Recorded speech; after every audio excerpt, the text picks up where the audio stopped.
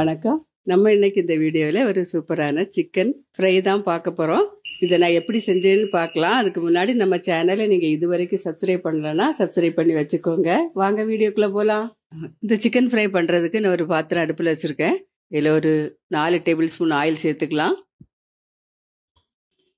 எண்ணெய் காய்ச்சதும் 1/2 டீஸ்பூன் கடுகு சேர்த்துடலாம். 1/2 டீஸ்பூன் பெருஞ்சீரகம்.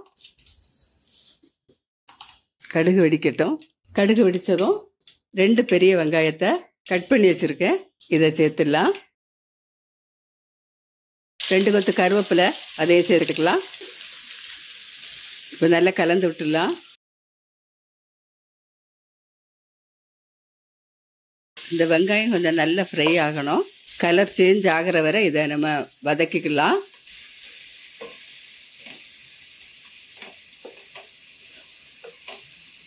இந்த அளவு கோல்டன் ப்ரௌனில் வந்ததும் இஞ்சி பூண்டு சேர்த்துடலாம். 2 ஸ்பூன் இஞ்சி பூண்டு பேஸ்ட்டு சேர்க்கலாம். நல்லா கலந்து விட்டுடலாம். இனி அடுப்பை குறைச்சி வச்சுட்டு மசாலா சேர்த்துக்கலாம். இதில் 1/2 டீஸ்பூன் மஞ்சள்தூள் சேர்க்கலாம். 2 டீஸ்பூன் மிளகாத்தூள், 1 டீஸ்பூன் மல்லித்தூள். நல்லா மிக்ஸ் பண்ணி விட்டுக்கலாம்.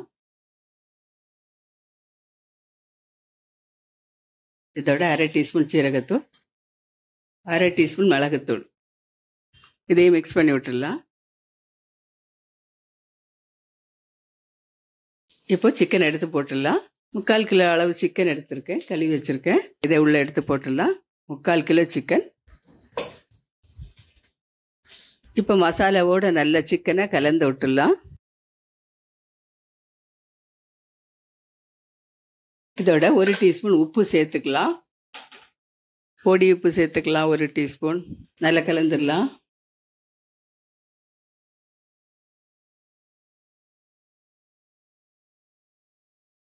நல்லா கலந்து விட்டுட்டு ஒரு கொத்து கருவேப்பிலை பிச்சு போட்டுடலாம். என்ன ஒரு கொத்து கருவேப்பிலை போட்டுக்கலாம். பச்சை மிளகாய் 3 பச்சை மிளகாவை நேராக கட் பண்ணி சேர்த்து விட்டுடலாம். மொத்தமாக நல்லா மிக்ஸ் பண்ணி விட்டுடலாம். எல்லாம் மசாலா எல்லாம் சேர்த்து நல்லா மிக்ஸ் பண்ணிடலாம்.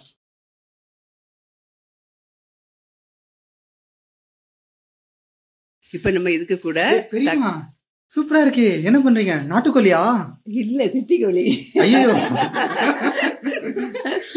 இதை தக்காளி பழம் சேர்த்துருவோம். ஒரு தக்காளி பழத்தை இனி எல்லாம் மிக்ஸ் பண்ணி விட்டுடலாம். நல்லா வதங்கட்டும். வாழைப்பழம் இப்போ நம்ம மூடி வச்சிடலாம். இதுலேருந்து தண்ணி எல்லாம் கொஞ்சம் வெளியே வரட்டும். ஒரு 2-3 நிமிஷம் அப்படி இருக்கும். இருந்து வேகும்போது தண்ணி எல்லாம் வெளியே வரும். இப்போ அடுப்பை வந்து சிம்மில் தான் வச்சுருக்கேன். சிம்முன்னா கொஞ்சம் மீடியமாக வச்சுருக்கேன். சிம் 1 or 2 தெரியுமா? மீடியமில் வச்சுருக்கேன். ஒரு 3 நிமிஷம் கழித்து பார்ப்போம். இப்போ நம்ம இதை எடுத்து பார்க்கலாம். ஒரு 4 நிமிஷம் 5 நிமிஷம் கிட்ட வந்துடுச்சு. பாருங்கள், தண்ணி எல்லாம் ஊறி நிற்கிது. நல்லா மிக்ஸ் பண்ணி வச்சிடலாம்.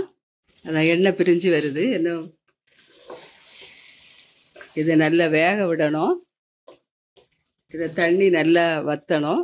அதுவரை நம்ம கொஞ்சம் வேக விடணும். இந்த டைமில் காரம் உப்பெல்லாம் எப்படி இருக்குன்னு சொல்லி லைட்டாக பார்த்துக்கலாம். பார்த்துட்டு தேவைப்பட்டால் சேர்த்துக்கோங்க.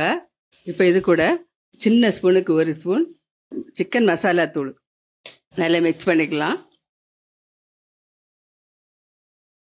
இது கூட கொஞ்சம் மல்லி இலை இதில் சேர்த்துக்கலாம்.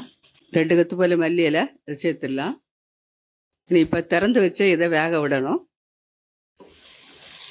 தண்ணி எல்லாம் வற்றணும். அப்படியே இருக்கட்டும். இதில் கொஞ்சமாக உப்பு சேர்த்துக்கலாம். கலந்து விட்டுடலாம்.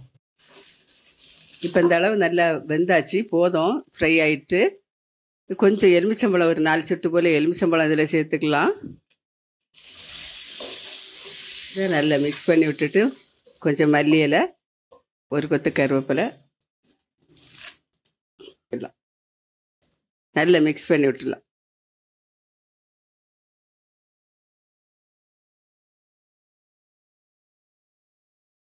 சூப்பராக ரெடி ஆகிட்டு பாருங்க. சூப்பராக இருக்குது, பார்க்கவும் நல்லா இருக்குது. டேஸ்ட்டு பார்த்துடலாமா? இப்போ நான் சாப்பிட்டு பார்த்துடலாம். ரொம்ப டேஸ்ட்டு சூப்பராக இருக்கும். நல்லா வெந்திருக்கும். லாஸ்ட்டில் எலுமிச்சம்பழம் போட்டோம், அந்த ஃப்ளேவர்லாம் சூப்பராக இருக்குது. எல்லாமே சூப்பராக இருக்குது. நீங்களும் ஒரு தடவை இது மாதிரி ட்ரை பண்ணி பாருங்கள். மறுபடியும் ஒரு நல்ல ரெசிபியோட நான் உங்களை சந்திக்கிறேன். மறக்காமல் லைக் பண்ணுங்கள், கமெண்ட் பண்ணுங்கள். நன்றி. God bless you.